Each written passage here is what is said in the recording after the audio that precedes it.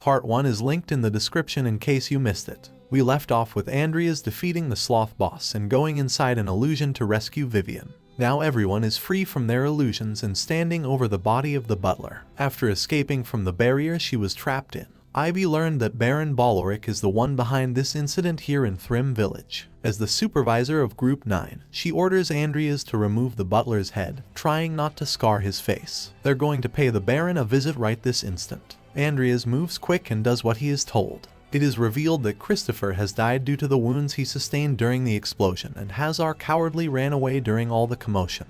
Only 3 members of the group remain. At the Baron's castle, Ivy punches a guard in the face and knocks him to the ground, stabbing her sword right next to his face. She tells the other guards to put their weapons away and let them through. She's here to confront Baron Baloric, and from this moment on, anyone who defends him will be considered of treason and will be executed accordingly. Seeing her speak like this shocks Andreas, who is carrying Christopher's body on his back. Ivy takes out the head of the butler and shows it to the guards, explaining that he is the one that was responsible for everything that happened in the village, demanding that the guards take her to the Baron. The guards have shocked expressions seeing the head of the butler, doing as they are told and allowing the group to enter. They head into a room where they see Baron Baloric looking depressed. He can tell by the fact that they are here that his butler is dead. The faces of Vivian, Andreas, and Ivy become shocked upon seeing what is inside the room. They are the only 3 group members left after Christopher died and Hazar fled. They are shocked because beside the Baron is a vulgar creature, a creature which he describes as his son, named Edel. He was supposed to die from the illness he has a few months ago. That's why he got involved with black magic, to save his son. While looking for medicine, he was visited by a robed man who claimed he knew a way to save Edel. Baron Baloric agreed to what the robed man advised, desperate to keep his son alive, even if it meant leaving him in this miserable state. The beefy tumor that the Baron calls his son starts to cry, and the Baron apologizes for doing this to him. Meanwhile, Ivy has an angry face, not feeling an ounce of understanding. The Baron falls to his knees, begging his son for forgiveness, while Ivy stomps forwards with her sword in hand. She grabs the Baron and throws him across the floor like a rag doll. If he's going to apologize to anyone, it should be to the people in the village that he messed with. The guards are baffled as to what they should do, watching their boss getting beat. Ivy points her sword towards them, asking why they are just standing there. They should call the investigation team and start preparing to help move Edel's monstrous body. Hearing these words prompts Andreas to all of a sudden summon a rock spear in his hands using magic. He thrusts this rock spear attack forwards while everyone watches with confused faces. Vivian, Baron Baloric, and Ivy don't know what he is doing, until the rock spear attack hits Edel in the face and takes him out, leaving the Baron heartbroken after seeing his son being murdered. There's an awkward pause where everyone is silent, except for the Baron, who wails in sadness. Ivy turns to Andreas, asking why he just did that without her orders. Andreas explains that a creature born of black magic should be dealt with immediately before it makes any sudden moves. Besides, any important information is in the Baron's hands, not Edel's. Soon after this, the Baron is arrested and taken away by the Imperial investigation team. The massive body of his son is also loaded on top of a cart and taken away. Upon returning to the Magic Academy, the group were called in to give a testimony about what happened. It is clear that the Baron was guilty and colluding with a black mage. They are going to hold another hearing with the Baron, but the higher-ups believe the group to be innocent, telling them that they can leave now. Vivian and Andreas walk alongside of each other as they walk out after giving their testimonies. Andreas thinks that the Baron is sure to get a severe punishment, but he should be happy that Andreas killed his son. If he hadn't done that, then Edel would have suffered the hell of being experimented on constantly by a bunch of insane wizards. Andreas's thoughts are interrupted when a voice calls him Mr. Fairy, assuming that he figured it all out. The voice is coming from Vivian, who knows the real reason Andreas killed Edel is because he would have suffered if he was left alive. Andreas keeps walking with his head facing forwards. He pretends like he doesn't know what Vivian is talking about, nor why she called him Mr. Fairy. Vivian is confused. She called him that because Andreas sounds just like the fairy that visited her in her illusion and rescued her. Before anything more can be said on the matter, they are approached by Lucia Everlast, who is glad to see that Andreas has finally finished with his hearing. She shows him a news article on a tablet, explaining that their group is now famous for what they did. Numerous headlines are going around, talking about how they defeated a black mage. Also that Hazar, who ran away, is missing. Great, Andreas just wanted peace and quiet, and now his face is all over the news. Lucia has heard that Andreas is getting a reward for his accomplishments, She asks him to take her out for a meal, but Andreas refuses, saying that the reward money isn't entirely his and has to be split. Lucia sees Vivian standing next to our main character, recognizing her from the news articles too. The two get acquainted until Lucia goes right back to pestering Andreas, once again asking to be taken out to dinner so they can celebrate the success of the potion they produced together earlier. Andreas refuses again, saying they will do it some other time. Understanding, Lucia says goodbye. She will see Andreas at the magic tower tomorrow. Andreas says goodbye too, begging Lucia not to be late. He won't forgive her if she is. Tomorrow comes around and just as expected, Lucia is late for their meeting at the magic tower. Still half asleep, Andreas has her on his back, running as fast as he can so they don't miss their meeting. They arrive at the gate where they are greeted by a man who has been expecting them. With glasses and blonde hair, this guy instructs them to follow him inside. The space inside the magic tower is constantly changing, so they should watch their step. At this point, Lucia is fully awake, walking the moving stairs with Andreas. She is curious about Vivian, asking what type of relationship Andreas has with her. He shrugs, saying their relationship is nothing in particular. In that case, Lucia asks a third time for Andreas to take her out to dinner. Bro clearly isn't getting the hint. He asks why she keeps begging him to treat her to a dinner, until their conversation is interrupted by a voice they hear coming from behind. A male voice, commenting on how neither of them seem to be nervous about this meeting. A man appears behind them and puts his hands over their shoulders. Next to him is a large eagle-like bird. Andreas turns around, seeing that this person is Bart Alvin, the owner of the Rodland Magic Tower, with a thin mustache and his eyes covered. Magic Towers consists of a group of engineering wizards who contribute to civilization. It started with the mana levitation train, but they develop various products, such as mana lamps and fertilizers. The more famous a magic tower is, the more money it receives from the government and nobility. Even the blonde guide is surprised to see Bart Alvin appearing so suddenly behind them on the staircase. Bart gets a good look at Andreas with his hands on his hips. He knew Andreas' father and comments on how Andreas has his same unchanging, stupid face. Bart Alvin is the head of the Alvin household as well as the current master of the Rodland Magic Tower. We already met his daughter in part 1, Diane Alvin. Even though our main character is just playing as Andreas in-game, he still feels offended by Bart's insulting words. Bart also recognizes Lucia as the daughter of Viscount Hollington. He doesn't care what their names are, stating if they want people to remember their names, they need to have a reputation worthy of it. Bart waves his hand to the side, telling the blonde guide that he will be taking charge from now on. He starts controlling the staircase with his power. Lucia whispers, saying that Bart must really be a monster to be able to use such difficult and complex space magic like this. Bart just smiles, telling the two of them that he can hear their whispering. His complex space magic forms bright lights around the staircase until everyone vanishes in a flash of light. He teleports them into another room where 3 magicians are sitting on an opposite table. They are the ones conducting the examination of the potion that Lucia and Andreas created. Though they are surprised to see the Tower Master here joining them. They explain that they have almost finished their efficacy examination on the potion. All that is left is to ask some questions about the production method. Bart takes a sip of the potion, immediately being able to list off the ingredients just by tasting it. Moheim leaves, Toter tree essence, Jahaz fruit,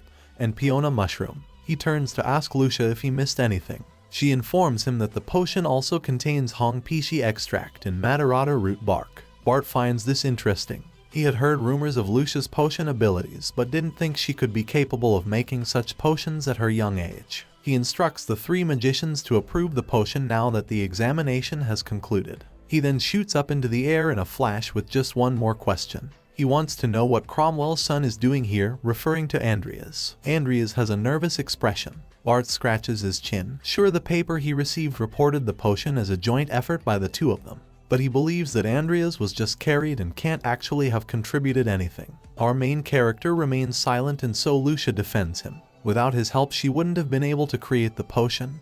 He wasn't carried. In fact, most of the work was done by Andreas. She is the one that just helped out from the sidelines. Finding this hard to believe, Bart says they will verify this now. He snaps his fingers and everyone starts to teleport away again. While they are teleporting, Lucia can tell that Bart is only able to use this level of magic power while inside the magic tower. The new room they are taken to is filled with large tables, with ingredients and potion mixing equipment. He tells Andreas to make the potion again. The ingredients are all available in storage. To prove himself, Andreas gets to work. Despite having access to a lot of advanced equipment, He uses exactly the same things he used before to avoid running into a problem. 5 minutes later it has been created and Bart takes a sip. It's fine, and Bart acknowledges that Andreas must have played an important part in this team, and that he wasn't carried. Bart begins asking some questions on the ingredients used, wanting to know why they use the Hong Pishi, with everyone else in the room eagerly watching. Andreas explains he used that ingredient to get rid of the side effects and to improve its efficiency. Even Lucia is surprised that Andreas is able to explain the uses of the ingredients so well. Bart raises his finger, telling Andreas to stop explaining now. He starts removing the blindfold from his eyes. It has been a long time since he and Andreas last saw each other, but Bart is still confident that the little brat he used to know would never have been able to create something like this. He looks at Andreas with glowing blue eyes, asking who he is. There's an awkward pause in the room. No one says anything, and the tension grows more as everyone realizes that the Tower Master is serious with that question. Andreas simply just smiles, thinking that Bart must be joking. He explains that he definitely is Andreas Cromwell, the same Andreas that Bart used to treat like a bug and made fun of all the time. He's not a different person. Bart stands back up, remembering what Andreas was like as a boy. He comments on how he has grown into quite the interesting lad. With a cheeky grin, he proposes that they make a little bet. If Andreas is able to discover a second medicine and bring it to the magic tower by the end of the year, then Bart will pay off all of his family's debt, and he will grant Andreas a single wish. However, if he fails, there will be a punishment. If he fails to discover another medicine, then he will be expelled from the Rodlin Academy and forced to leave. After proposing the bet, Bart puts his hands on his hips, asking our main character what he thinks of it. Although the conditions are harsh, Andreas opts to accept the bet. As the heir of the Cromwell family, this is not an offer he can possibly refuse. Bart peers through his blindfold. He hopes that Andreas is able to back up his confidence with results. Looking at Andreas's face, Bart sees he has a striking resemblance to his father, whom Bart knew when he was alive. He has memories of Andreas and his sister Amy as little children, yet here the son is all grown up. Bart is looking forward to this bet, eager to see how it will conclude. Meanwhile, the vampire Angela is still in the cell in the underground research room. Her evolution process has almost completed, with only 5 seconds remaining. Once it is complete, she rises to her feet with newfound strength, after living in complete agony for ages. With a wave of her hand, she completely destroys the cell that was keeping her trapped, allowing her to walk free. She takes a moment to take in her newly obtained freedom, pondering what she is going to do first. Andreas is the first person that pops into her head, the one that has left her down here in pain all this time, and the one that has given her this strength. Though she remembers when Andreas made her swear on Lucifer's name that she wouldn't kill him, which she did. Her fangs are revealed when her mouth smiles widely. Elsewhere, Andreas is riding the train with the box by his side. He was given a lot of the money back that he spent on materials for the potion, so his need for money has decreased a bit. As long as he keeps making potions to recover his energy, he thinks he will be able to solely focus on his training. However, he still has the Page of Sloth in his possession and doesn't know what to do with it. No matter how hard he tries, he can't think of a way to use such an item. He realizes it would probably be better for him to exchange it for something he actually needs right now. But there aren't many people who he could take the Page of Sloth to. He considers maybe taking it to the old guy Charon. The train arrives at its destination and Andreas steps off along with all the other passengers and students. With the box in his hand, he walks along and a bead of sweat rolls down his cheek. He gets a weird feeling, almost as if someone is watching him. He arrives at a house with large iron gates and many windows. The whole time he keeps looking around him, curious as to what he is feeling. It is revealed that there is someone up in the tree looking down on him. It's Angela the vampire. However, Andreas can't see her and dismisses his feelings as him just imagining things. The house belongs to the old guy Charon, who is annoyed Andreas hasn't come to see him in so long, too busy becoming a hot topic at the academy and discovering new potions, researching in secret and hiding his discoveries from him, yet having the audacity to come right back to him afterwards. Charon is stumped. Andreas tries to explain himself, but Charon tells him to shut up, ordering him to follow without complaining. Flicking a lever on a bookshelf, Charon summons the portal to the secret underground research facility where they practice their necromancy. Charon is annoyed, and Andreas can't believe he is acting so pissed over something so trivial. He decides it would be best not to bring up the Page of Sloth today. Talking to Charon while he is in a bad mood is a big no-go. Much to their surprise, when they reach the bottom of the spiral staircase, they see that the underground research room is in ruins. It's a complete mess, with the source of the destruction being traceable back to the cell where the vampire was kept. By the looks of things, Andreas can tell that his evolution was a success. Still, he thinks it's a pity that she escaped and he probably won't see her anymore. She was a nice sample. Charon bends down and picks up the chains that used to keep the vampire restrained. He squeezes them tightly in anger, calling out to Andreas. He asks if he did something to Angela's restraints to allow her to escape.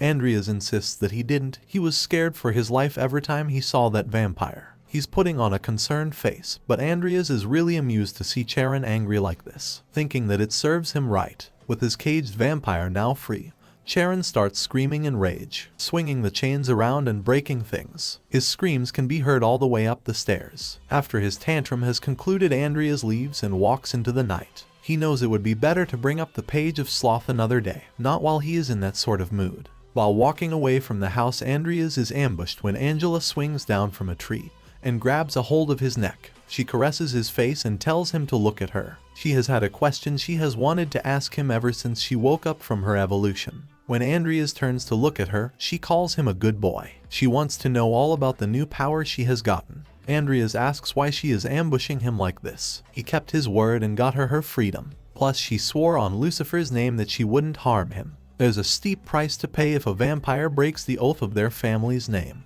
Angela knows this all too well, but she has too many unanswered questions, which is why she is bothering him like this. Even after evolving, she couldn't break free of her restraints using her own strength, no matter how much she tried. She gets close to Andreas, explaining that she escaped using a different method. She is about to explain further until she starts to smell something familiar coming off Andreas. She recognizes the smell as that of the sloth boss. She knows that Andreas must have been around him but doesn't say anything. Instead, she gently caresses Andreas's face, calling him interesting, before grabbing him by the neck and slamming him up against a nearby tree with force. She's so strong that he can't get out of her grasp. There are lots of things Angela wants to ask him, but they are currently out in the open where they could be noticed, so she is going to stop for now. She's sure the two of them will meet again pretty soon. For the time being, Angela says she will be putting her new power to good use. She wants to thank Andreas for giving her this strength, telling him not to worry as she isn't going to make him suffer in any way, since she believes that she and Andreas are fated to be partners. Angela licks her lips in a mischievous manner. The next morning, the scene cuts to the Delusion dormitory, where Diane Alvin is sitting having breakfast with her blonde friend. The blonde girl's name is Julik, and Diane is showing her pictures of various handsome knights. Though Julik seems disinterested in the whole conversation, Diane believes that if she looks hard enough, even Julik will be able to find a knight that she can root for. Julik tells her to stop her preaching, changing the subject to something else, bringing up the fact that Lucia Everlast managed to discover a new potion which passed the Magic Tower potion examination. Diane is impressed at this information. She had heard that Lucia was just lazy, but by the sounds of it, she is the real deal. She wishes she did something as cool as that during her first year here. Julik lifts up her tablet to reveal the most surprising part. Andreas Cromwell was the student that helped her with this potion discovery. It's hard for Diane to believe. She has known Andreas since she was a child. To think someone as untalented as him managed to help create this potion. She remembers that after his family's downfall, he would always blame his circumstances and talent for all his failures. Their friendship soon dwindled and the two distanced themselves, with Diane considering Andreas to be rude trash. She wonders if he really has changed. While Julik continues to ramble about the potion and the news article, Diane rises from her seat. This is so hard for her to believe that she says she is going to have to confirm it for herself. The next time class starts, Andreas is sitting next to Lucia, wearing a bunch of clothes covering his body. He claims to be wearing them because he isn't feeling well. In that case, Lucia asks why he is here in class instead of resting at home. Unfortunately, Andreas needs to attend enough classes to graduate and can't just keep skipping.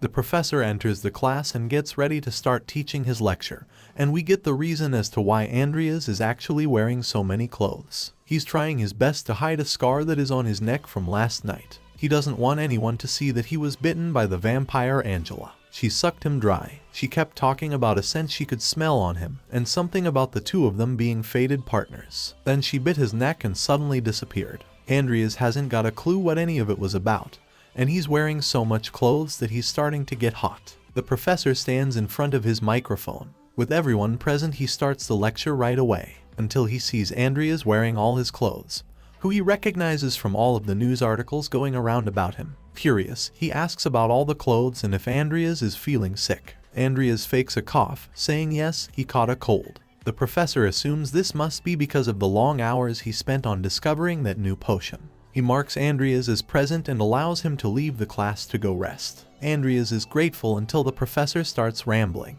As his potions professor, he expected to be credited on the discovery, but he couldn't see his name included anywhere. Andreas can't believe his ears. This guy didn't contribute anything, yet he wants a piece of the success. Andreas speaks up in front of the whole class, and Lucia can tell he is about to pick a fight and things are going to get juicy. He thanks the professor for all the advice he gave him during class that helped him create the potion, especially when the professor insulted him by calling his potion a soup. Andreas created that soup and it turned out amazing. The students are gobsmacked, seeing our main character talk back to the professor like that.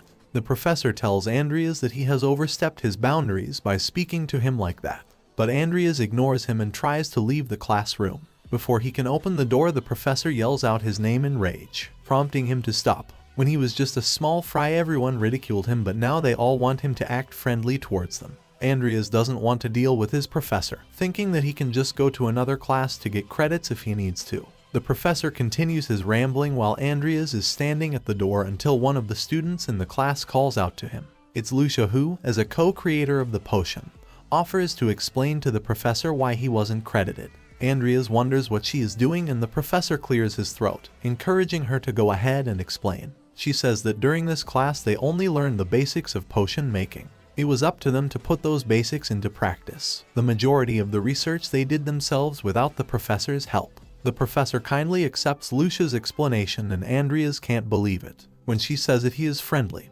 But when Andreas said it, he got all angry. Lucia says that the reason they didn't come to the professor for more help with the potion is because they assumed he would be too busy with his own research. The professor understands, saying they can always come to him for advice the next time they create something. He waves to Andreas, allowing him to leave the class now and go get some rest. And just like that, the situation has been resolved. Andreas doesn't know why Lucia stood up for him like that. She did really well at de-escalating the situation. He is grateful though, smiling to her as he leaves. Meanwhile, inside a grand-looking building is a red-haired man. He's looking at a list of potentially scoutable candidates, specifically the students that are currently enrolled in the Rodlin Academy. This redhead is the Wu Angguo officer or a master, Duke Sinclair Cloche. He takes special interest in Lucia Everlast, the daughter of the Everlast family that created a new type of potion that is being made available commercially. A woman in the room with him explains that it is being named the Everlast Potion, and Lucia's family have already started monopolizing its sales. He takes a look at a sample of the potion, impressed that it was made by a first-year student. Surely there will be many people trying to recruit this girl when she graduates. Sinclair throws back the sample of the potion, saying that they need to connect with Lucia early before others do, and they need to keep an eye on any others trying to recruit her. After he has tasted the sample, the woman in the room with him asks how it was. Crushing the bottle in his hand, he calls it surprising.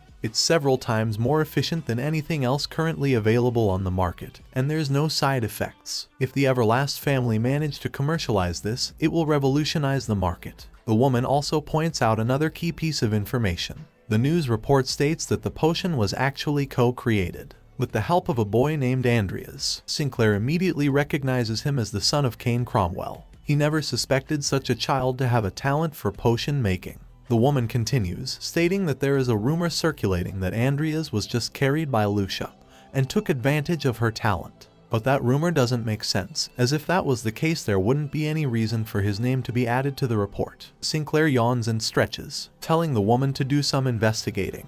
If it appears that Andreas is actually talented in potion making, then he should be added to the scouting list too. Elsewhere is another large building on a rainy night, where a regal man sits inside sipping wine when he is greeted by his butler. The butler addresses the regal man as Your Majesty, saying that everything is going just as planned and that the Cromwell family will soon be demoted. The man swishes his wine around in his glass. He has a thick gray beard and a villainous smile. He grins while looking out of the window, thinking about our main character, Andreas Cromwell. It's unclear who this guy is, but he is looking forward to seeing if Andreas is any different from his deceased father. Andreas is back in his dorm room, practicing his swordsmanship, which he has been doing for a while. swinging a wooden stick 9,999 times. His body is exhausted and sweating. With one last raise and slash he reaches 10,000. After reaching this number he falls to the floor, too tired to go on. Yet he simply reaches to the side to drink some of the potions he now has. Without these potions it'd be impossible for him to train this hard. A regeneration potion increases the recover rate of his muscles, whereas a healing potion takes care of his fatigue. Combining these with the physical reinforcement potion he created, he's basically formed a system that allows him to train infinitely. To be able to do this, it is revealed that Andreas evolved his potion creation skill to make it stronger. At first he was stressed about evolving something after what happened with Angela, but decided to risk it anyway. This evolution took the skill from an ordinary level to an extraordinary level. The results were so amazing that Andreas felt like an idiot for even worrying about it. With his upgraded potion creation ability, he is able to create way more potions now. The success rate and creation speed have increased substantially. As long as everything keeps going this way, Andreas knows he will be able to grow well. Plus, if he can get a good corpse and some items, he won't even need to worry about his fighting strength. The only bad thing is that the old guy Charon isn't home anymore, and has apparently gone away on an urgent business trip, meaning Andreas is unable to sell the Page of Sloth to him right now. Charon is so petty he left without even telling Andreas where he was going. Andreas has no other connections he could sell the Page of Sloth to besides him. He dries the sweat off his face and heads to bed. With medicinal botany class tomorrow morning he needs to get up bright and early. When he arrives in class the next day it is completely empty with a sign on the board stating that today's class is going to be taught outdoors and that all students have been notified via their tablets. Andreas doesn't have a tablet and he knows the professor knew this. He probably set this whole thing up to get back at Andreas for what happened in the previous lecture. Determined not to be late, our main character runs outside as fast as he can, wondering what the professor could be doing with the other students. Outside in the garden are rows of tables with the students hard at work. Upon the tables are various herbs and ingredients, along with cauldrons and mixing equipment. Everyone is concentrating deeply and in a hurry, trying not to make mistakes and panicking when they do. The whole scene looks as though an important exam is taking place. The professor appears, informing Andreas that he is late. Maybe if he wasn't so busy with his own research he would have had time to read the notice he sent to everyone. Andreas is furious as to how someone could be so immature to pull something like this. Before he can say anything, Lucia appears and grabs a hold of his clothing, dragging him away and offering to explain what he needs to do. She shows him the assignment on her tablet, telling him that he should just buy one for himself at this point. It's not like he doesn't have money anymore. Looking at the tablet, Andreas can see that the professor recently discovered an awakening potion. For an exam, he has instructed the students to conduct an analysis on said potion. Andreas gets to work, thinking that scumbag professor must just want to brag about his new discovery. That's why they are all being forced to do this. While he is trying to concentrate, the professor comes over to taunt him. For someone of his caliber, the professor thinks that Andreas should have no problem figuring out the ingredients and proportions of this potion. Deep down the professor thinks that Andreas is a trash student, and that he was just carried by Lucia Everlast, his best student. He thinks that this exam will be a perfect way for him to expose Andreas as a fraud. The students all get to work with Andreas having a late start but still trying his best. 4 hours later the exam is concluded and the professor gets the results. He can't believe it and snot drools from his nose. Lucia finished first with a time of 1 hour 22 minutes and 16 seconds, whereas Andreas finished second despite being late, with a time of 2 hours 4 minutes 33 seconds. The exam invigilator insists that no cheating of any kind took place, and the results are final. Even the other students are surprised to hear that Andreas really does have a talent for making potions. Lucia congratulates Andreas, playfully calling him seaweed, because of his hair. At this moment another student comes sprinting past them, clearly upset about something. It's a chubby student. With tears streaming down his face he runs up to the professor, accusing him of taking the potion he created and claiming it as his own. He says this in front of everyone, who turns to look at him. The professor has a nervous and worried expression, whereas Andreas and Lucia look shocked at what they just heard. The kid's name is Gerolf and he is a senior. The professor knows how much effort he put into creating this awakening potion, and Gerolf can't believe he just took it like this. The other students don't know who to believe. Andreas and Lucia look at each other, thinking that, with how scummy their professor is, he probably really did steal it. Andreas storms off ready to confront the professor despite Lucia trying to stop him. She saved him yesterday, but she isn't going to do the same today. Andreas starts to question the professor about the ingredients inside of the potion he claims he created. If he really did create it, then he should be able to prove it right here and now. The professor starts to panic further, with the student Geralf seeing what our main character is getting at. It's just like they do at the Magic Tower examination. Andreas is going to ask the professor questions about the ingredients, and he has to explain why each one was used. As a prestigious professor at this academy, the professor confidently fixes his glasses, thinking he should have no problem answering questions. The questions start with Andreas asking why he changed the upriver resin to cytomine petals. The professor doesn't know the answer and awkwardly doesn't say anything. Geralf is the one who can answer the question, explaining that because by using petals, money can be saved. Everyone bickers amongst each other, with the professor stating that he isn't going to answer questions like this, as only magic towers are supposed to perform potion examinations. Andreas decides to ask one last question. Why was the more expensive jelly beetle used, instead of the cheaper papina powder? With no answer, the students start to bicker, suspecting their teacher is a fraud. The professor's panic starts to transform into anger, getting so mad that he is about to burst like a bubble. Not wanting to be exposed as a scumbag that steals his own students' research, he blurts out the first thing that comes to mind. He didn't use the cheaper papina powder because it has a hallucinogenic effect. That's why he used jelly beetles, despite them being more costly. Geralf explains that that isn't true. The real reason he didn't use papina powder is because the potion gets heated for a long time while it is being made. This would have given anyone who drank it a stomach ache. The professor tries to insist that he is telling the truth, however none of the students present are buying it. Geralf can remember the professor watching him closely while he was working on the potion, stealing everything.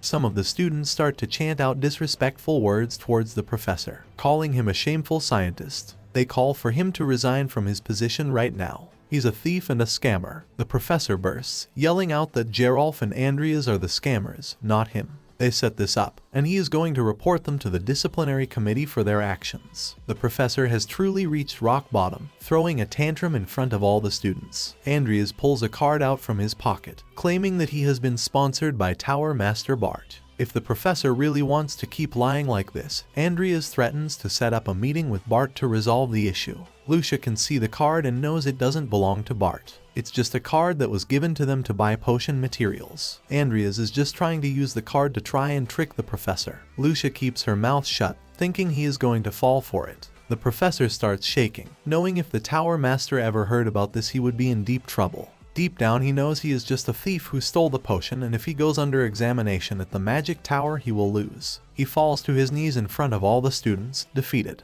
It is revealed that a white bird has been watching the scene from up in a tree. The bird is revealed to be the eyes of Tower Master Bart. He finds it cheeky that Andreas used his name like that as a threat, but he has to admit he is impressed. Andreas knew all the theory and ingredients inside the awakening potion. He really is a talented lad. Bart thinks it might really be possible for him to discover a new medicine before the year ends, winning their bet. He's looking forward to seeing what the son of Cain Cromwell can achieve. Sometime later, Andreas is sitting inside the academy cafeteria with Vivian and Lucia, enjoying a meal. Lucia is happy he actually invited her to eat with him, but she wasn't expecting it to be inside the cafeteria. She grabs her food about to eat it but yelps out because it is too hot and she burned her hand. Since she is from a rich family, Andreas starts to explain to her how to eat the food properly. She needs to grab it by the edge to not get burned, then drown it in tasty sauce. He hands the food over for her to try. She takes it out of his hand as Vivian watches closely. She says "me too," which earns her a weird look from Andreas, who doesn't understand what she is saying. Vivian gestures over to the food that Lucia is eating, and Andreas understands what she means. She wants some of his food too. He smiles, handing her some over to eat. The three of them enjoy their meals and exit the cafeteria. While walking, Lucia asks when Andreas is going to buy himself a tablet. If he gets one, then he will be notified if an event like the one today were to happen again. It's a useful piece of equipment. Andreas states that he is trying to save money right now and doesn't want to waste any on expensive equipment. While they are walking, Vivian is daydreaming, thinking about how Mr. Fairy gave her some of his meat. Since he gave her some meat, Vivian asks Mr. Fairy if he wants something in return from her. Andreas tells her no, asking why she keeps calling him Mr. Fairy, still acting like he has no idea what she is talking about. Before Vivian can say anything else, he says he needs to leave, waving goodbye to the two girls and walking away. He walks down the corridor of the academy with the sunlight beaming through the large windows. Blinded, he closes his eyes for just a moment, When he opens them again, he sees a figure standing out in front of him. Getting a clearer look, he sees that it is Charon, who has returned from his business trip or wherever he ran off to. The two try not to draw attention, discreetly whispering to each other as they pass by. Charon instructs Andreas to come by the lab at noon tomorrow. Andreas turns for a moment to say he understands, before continuing to walk ahead. His master has returned just in time. Before going to the lab the next day, Andreas stops by a weapon shop to pick up a sword. Charon is the type of guy that thinks everything belongs to him. There's no doubt that he will try to take the Page of Sloth from Andreas using force, so he is buying this weapon just as a safety measure. While buying said sword, he is spotted by Diane Alvin, who finds it weird for a mage to be here inside a blacksmith's. He tells her he is just getting a sword for self-defense. Inside Diane's arms is a present which she is purchasing for her ogre of a brother. Andreas remembers her brother from when they were younger. His name was Carlos and he was the oldest son of the Alvin household. He left to train to become a warrior. Carlos Alvin was a character that wasn't talked about much in the storyline of the game, because he dies just before the main storyline begins. If Andreas can remember correctly, Carlos dies at the Academy's end-of-year event after the event is attacked by none other than Hazar Gapri, the guy that was in Andreas's midterm group but ran away. After making it out of Baron Balaric's territory, Hazar joins a cult known as the Zephyro cult, which then launches an attack on the Academy. Andreas asks Diane if Carlos will be coming to the end-of-year event. When she says yes, Andreas suggests the three of them get together again, just like old times. Diane replies positively, though she quickly becomes nervous as there is something she wants to ask Andreas but she doesn't know how to say it. When Andreas asks her if something is wrong, she gets even more nervous, not able to get any words out. While she stutters repetitively, Andreas says his goodbyes and walks off. Eventually, she gets the courage to turn around and ask her question. However, she sees that Andreas has already left and she was too late. While walking away from the blacksmiths, our main character thinks more about her brother Carlos. There's still quite a bit of time left until the incident occurs that results in his death. As promised, Andreas goes to meet with Charon at the agreed upon time. Charon explains that he has been out searching the whole continent for a sample of the same quality as the vampire Angela. However, he hasn't been able to find one that comes close to what she was. His hopes aren't high, but he needs a good sample for the congregation that is happening this weekend, so he intends to keep searching for a little longer. Andreas sits patiently with a focused gaze, waiting for the perfect time to bring up the Page of Sloth. Eventually, he spits it out, telling Charon about the item that he managed to get his hands on. No one says anything for a few moments, with the old guy looking at our main character to see if he is really serious. He clears his throat and calls Andreas an idiot. There's no way the likes of him could get his hands on an item like that. Hearing these words of doubt, Andreas opens up his storage and digs his hand inside, pulling out the Page of Sloth, a golden cube-like object. The shine of the cube glistens in Charon's eyes as he stares at it as if the item is heaven itself. Andreas presents it forward in his hands, telling Charon that he wants him to have it. However, Charon refuses to take it. It's a highly sought-after item, so having it in his possession would only spell trouble. He advises Andreas to bring it to the congregation this weekend so they can try to exchange it for something else. It's going to be a busy weekend, so he should clear his schedule and prepare himself. Andreas had expected Charon to say something along these lines. He's a man that prioritizes his own life and safety over anything else. The two of them hop onto a carriage pulled along by horses, with a man with a skeleton-like appearance driving. They are traveling towards the eastern edge of the city. Andreas has managed to tell Charon about the Page of Sloth and make it out in one piece. The only problem now is going to the congregation. It's a place full of dangerous individuals where he will have to try and negotiate as safely as possible for an exchange. On the other side of the carriage, Andreas can hear Charon mumbling about the item, happy that he is going to be able to trade it for something to help him get stronger. It's just as Andreas expected. Charon is already speaking like the Page of Sloth belongs to him. Suddenly, the carriage comes to an abrupt stop which startles the two men, who wonder what could be happening. The carriage has been stopped by someone carrying a large stick with a hood hiding his face. He removes the hood, revealing blonde hair beneath and a creepy smile. He can tell our main character is heading to the congregation and asks if he can ride along with him. He practically invites himself on board. Andreas moves over to sit next to Charon and he takes up 2 seats opposite them.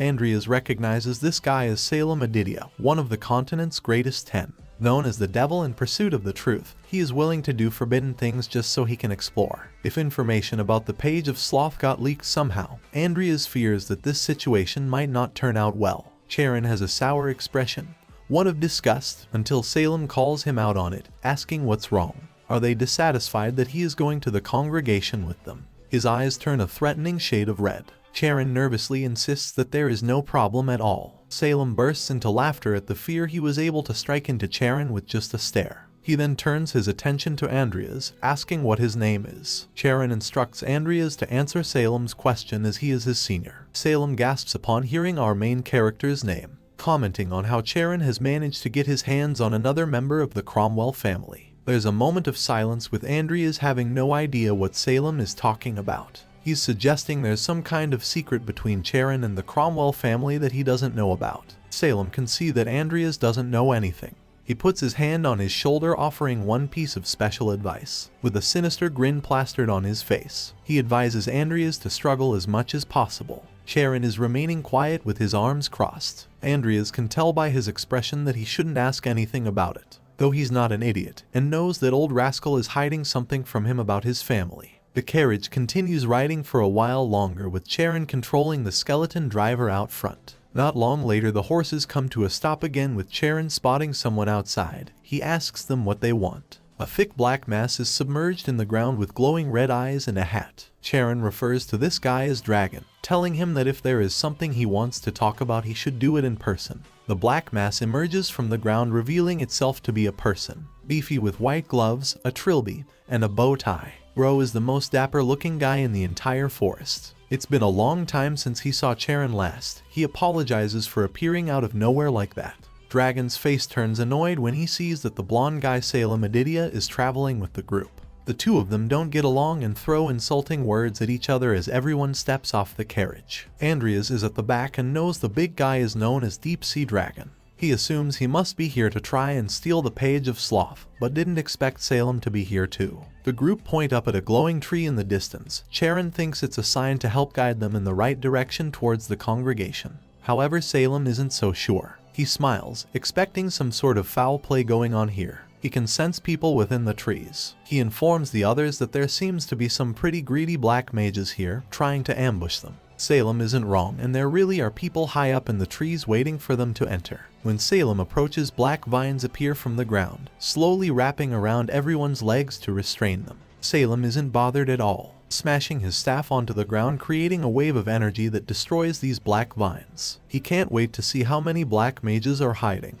He casts a spell that covers the area surrounding them for miles. Every single person standing within this zone has an orb of energy that appears on their chest, clearly revealing where they are hiding. There are even orbs on Charon and the rest of the group. Andreas actually has 2 orbs on his body, a blue one the same as everyone else's, and a red one near his back pocket. Salem counts 7 dark mages within the trees, getting ready to end this pathetic game of hide and seek. The people in the trees freak out, screaming and communicating with each other. They have been discovered, and one of them calls for everyone to retreat as quick as possible. It's too late though, and Salem appears right in front of them, casting a spell that sends green energy flying all around. It explodes like a nuclear bomb, creating a light show that can be seen for miles and miles. Inside the glowing tree nearby sits a purple-haired woman sipping tea, a big red dude with purple eyes, and another woman with white hair leaning up against him asleep. There's also a guy in a wizard's hat in all black, with a completely hidden face. They are sitting around a large circular table when the door opens. In walks Salem with the rest of the group, greeting everyone at the table in a friendly manner. Long time no see. They all know about the Page of Sloth, and Salem assures them it is safe and sound. He just protected it from getting stolen by a bunch of black mages. He tells Andreas to open the bag in his hands to show them. Andreas does as he is told, pouring out the heads of all the black mages that were hiding up in the trees. The people gathered around the table seem unimpressed, scolding Salem for committing such unnecessary murder. These black mages were all intermediate enemies in the game and were pretty annoying to deal with. Yet Salem was able to take them out with a single spell. Andreas can tell he is truly a force to be reckoned with. The guy in all black wants to see the Page of Sloth with his own eyes. Andreas looks over to Charon, who nods, signaling it is okay for him to bring it out. He starts opening his storage while Salem watches him closely. He finds our main character quite interesting. He didn't flinch even a little after Salem massacred those black mages. He also didn't hesitate to remove their heads when asked. What's more, he also has a dual core trait, which is something that Salem has himself. Salem smiles while Andreas gets ready to reach inside of his storage to pull out the item. He weirdly leans forward and blows a kiss towards the back of Andreas' neck, prompting our main character to turn around confused. Salem states that he has taken a liking to Andreas, calling him boy. Andreas doesn't know what to say, completely caught off guard. The others yell at Salem for acting inappropriately. This is a serious matter and all jokes should stop here. Salem makes a promise to Andreas, saying that he will help him out someday, but just once. He should see it as a favor, because Salem has a strong liking to people in the Cromwell family. Salem is someone who never breaks his promises. There were numerous times in game where he kept his promise no matter what. With a potential ally on his side, Andreas feels a little safer here. Eventually, Nickel Lifehill strolls out of storage in all his skeleton glory,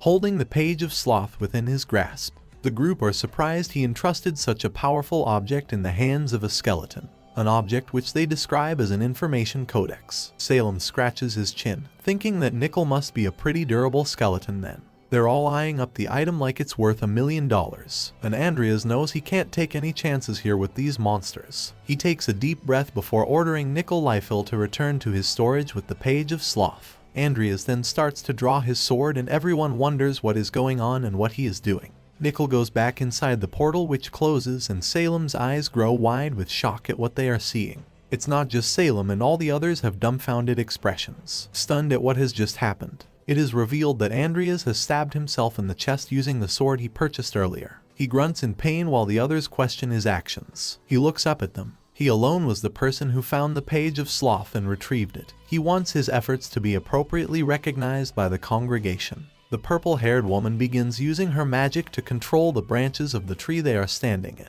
manipulating them to wrap around Andreas's body. He stops her by explaining that the Page of Sloth is in his storage along with his skeleton. If he were to die right now, they would never get their hands on that item. Andreas then turns to Salem. He promised to help him out one time earlier. This is that time and he needs that help now. He tells Salem to hurry before he bleeds out. Salem can't believe the kid is acting so recklessly just because of a promise he made. What if he was joking? Punched over in pain, Andreas explains that he had to take a chance. In order to survive in this crazy world, he is willing to act a little crazy himself if that's what it takes. Salem calls our main character a funny guy. A promise is a promise and he will help him out here. Salem removes the cloth that has been wrapped around the top of his staff this whole time, revealing there to be snakes underneath. They protrude out of the top and glow green. Salem has a murderous expression. Since he promised, he must now help out Andreas, even if it means killing everyone here. With his snake staff in hand, he declares to everyone in the room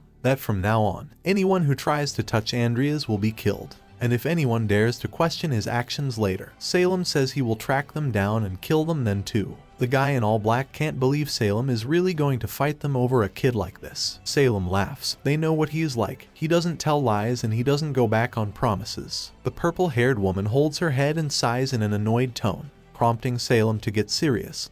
He's not messing around and he isn't going to repeat himself. Everyone in the room realizes the situation they are in. If they want the Page of Sloth, there is nothing they can do except go along with this. The guy in all black asks Andreas what it is that he wants in exchange for the item. Andreas is still in pain and can't get his words out.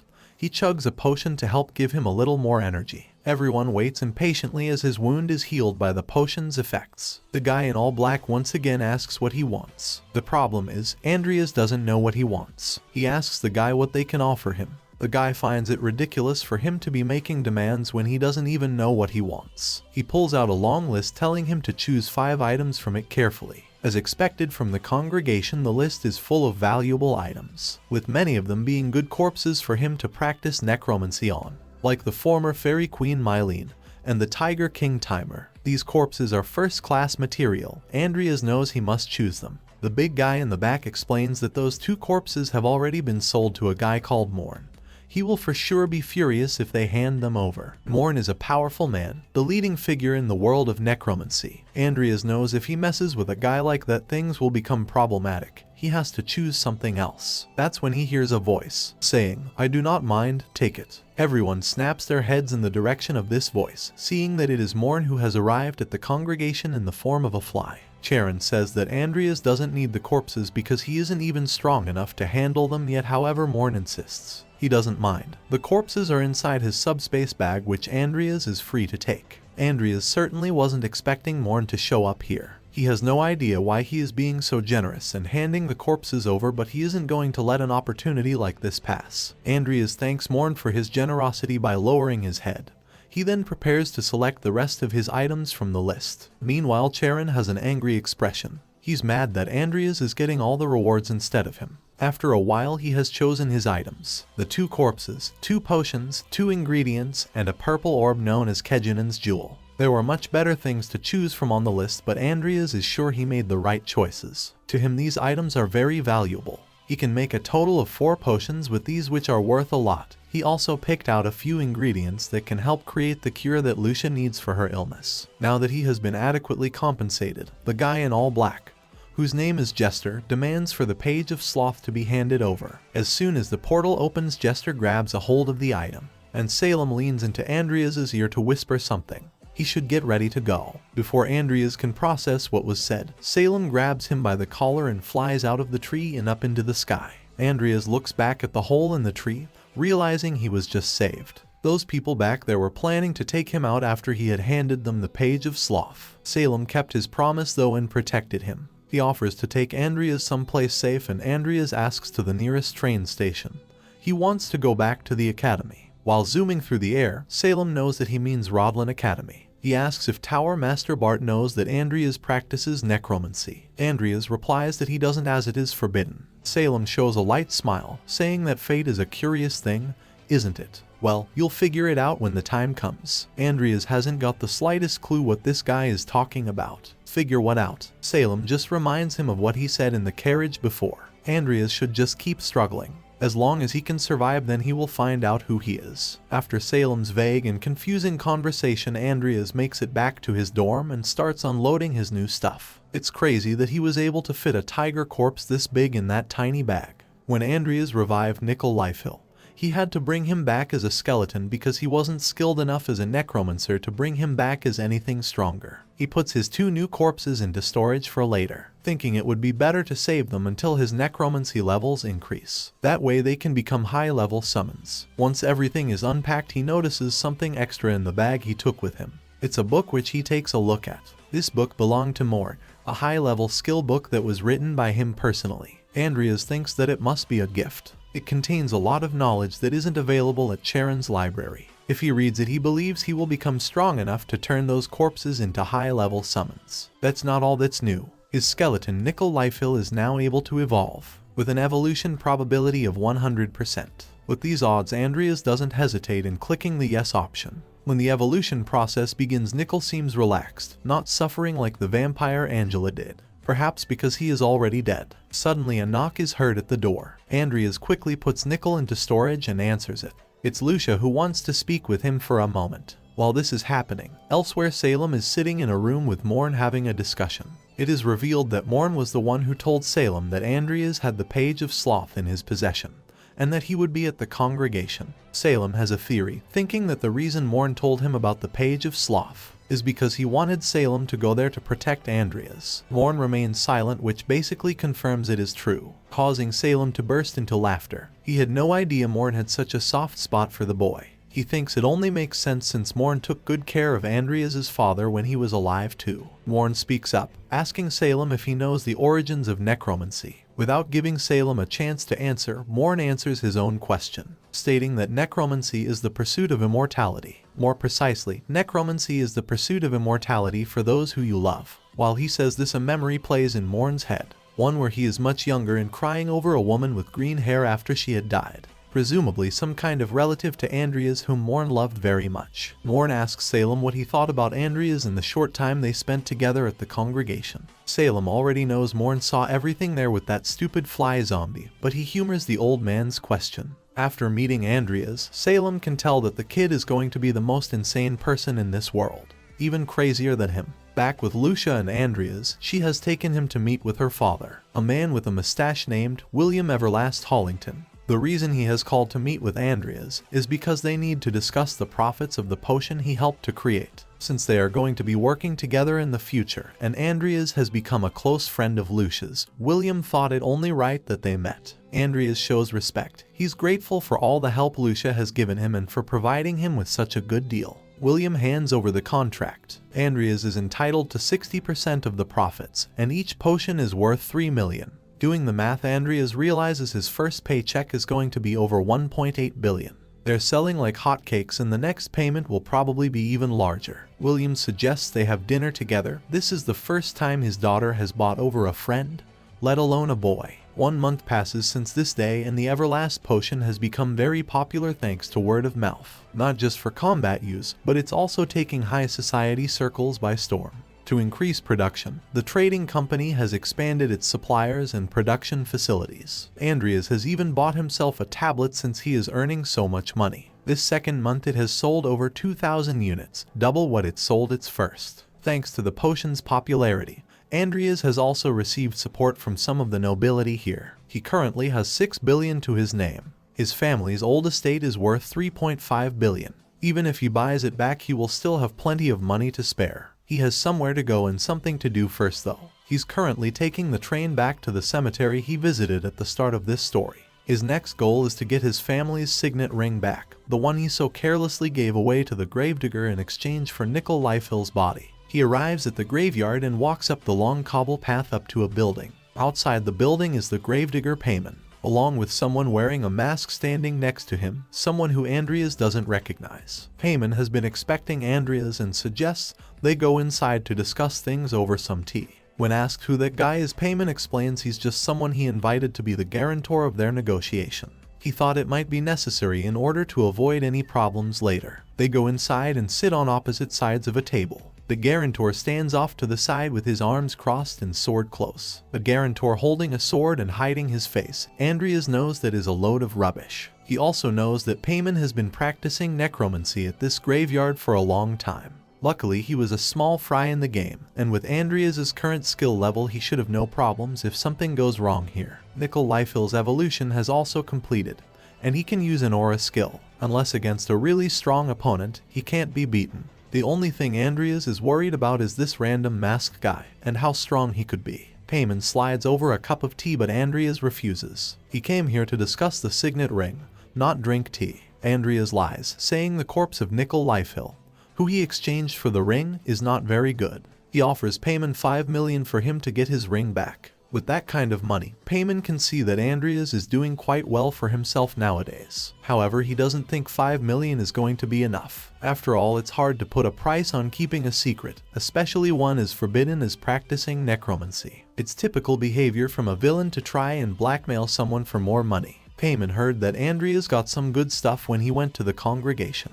He will gladly give him the ring back if he hands over some of that stuff. He considers this a good deal. Andreas sips the tea he was offered calmly while thinking about it. After taking a sip, he swiftly rejects the offer, making himself very clear. He has offered 5 million for the ring and won't be offering any more than that. Payman becomes angry, continuing to make his threats and calling Andreas a little brat. But Andreas isn't budging. He already knows he isn't going to be able to get his ring back for a fair price. In that case, their negotiation has come to an end. The guarantor starts to remove his sword from his sheath, and Andreas responds to their threats of violence by bringing Nickel Lifehill out of storage. Their faces drop after seeing how powerful our main character's skeleton is. A tier 5 undead with sword mastery and sloth phantom skills. Andreas just has one last question for Payman. Does he really think he can beat him? Payman grows angry and orders the guarantor to get his sword out. He offers to pay the guarantor extra if he cuts that little brat up right now and steals all of his stuff. All of a sudden, Nickel appears behind Payman and tries to take his head off. The guarantor blocks the attack at the very last second. As the fight kicks off, Andreas calmly remains seated. He knew this deal would go down like this. Watching the fight go down between the guarantor and Nickel, Andreas can see that this is no ordinary man. The guarantor, whose name is Dan, thrusts his blade, but Nickel responds by grabbing a hold of his leg and throwing him high into the air. With his opponent in the air, Nickel imbues his sword with an aura, causing it to glow a light blue and a range of other bright colors. This is the first time Andreas has seen his skeleton using such a thing in battle. It's clear he has got a lot stronger after evolving. Yet this Dan guy is able to go toe-to-toe with him without dying. Andreas has to admit that he is pretty tough too. The duel continues with the two opponents clashing swords for a while, blocking and striking, until Nickel thinks he has found an opening and goes for a mid-air attack. Dan counters this attack by stabbing the skeleton through the skull with his weapon, thinking the fight is now over. However, it is revealed that Nickel has used a phantom skill, allowing the blade to pass right through his head unharmed. It's as if he is a ghost. He delivers a swift knee strike to the face of Dan, sending him flying out of the window and out into the graveyard. Already outside is Payman, using his necromancy skills to help keep Dan standing. He scolds the guy, saying if he wants to be paid for this then he needs to work harder. Payman turns his attention to our main character, noticing he has got himself a summons with phantom abilities. It's impressive, but it isn't going to last long against his finest soldiers. Payman begins to summon everything he has, including all the corpses buried inside the graveyard. Andreas and Nickel are completely surrounded, so Andreas suggests they split up for now. When the moment is right they can take Payman from behind. For now they just need to survive this undead army. Andreas runs, dodging and weaving through the enemies. When they get too much he uses an earth shield spell to clear a path for himself. But there is no end to them and they just keep coming. He hits them with a stone spears spell, shooting rocks at their faces. There are even archer enemies that are trying to shoot Andreas from long range. Everywhere he goes someone is trying to take him out. Payman is watching his army carefully, annoyed that the useless bunch are struggling to take out a single kid. Meanwhile, Nickel and Dan are still fighting each other, with Dan expressing his frustration at this annoying skeleton. To deal with him he drops a sticky bomb down Nickel's shirt, set to blow in a few seconds. It goes off and all we see is the explosion with no signs of Nickel anywhere. Andreas is still doing his best to survive. Overwhelmed, he wonders where Nickel has gone. He can feel his whole body going numb as if every muscle in his body is being torn apart. A foul, bulbous zombie hurls a liquid out of his mouth that lands on Andreas's back. Still, our main character keeps fighting and swinging his sword, wondering how much longer he will be able to hold on for. A low-level skeleton knight catches him off guard, swinging a large axe at his head that he barely blocks in time. Andreas falls to the floor after trying to kick this enemy in the head. It's no use and he is completely surrounded. The skeleton soldier he just attempted to kick headbutts him right in the skull. The beating doesn't stop there. The skeleton soldier climbs on top of Andreas and starts beating him like a disobedient child. In his last moments, Andreas really believes he is going to die here, at the hands of a mere skeleton knight. He thinks about what will happen to the people he cares about if he dies here. What will happen to his sister Amy? What will happen with Lucia's illness or Vivian's mental health? Andreas has finally found a reason to live, and he cannot let himself die in this way. He grits his teeth while bleeding badly. All of a sudden a bright light shines and Andreas gets a bunch of new skills. Through his continuous training, his system informs him that he has awakened talent, combat, and aura abilities. Due to his dual core trait, he is now able to use both mana and aura simultaneously. With his newfound strength he gets the courage to pick his sword back off the floor and start swinging again. He is determined to survive and get back to the place where he belongs. The system informs him that he has achieved a second awakening. This video ends on chapter 23. Don't forget to like and subscribe and comment your favorite parts. Thank you and take care.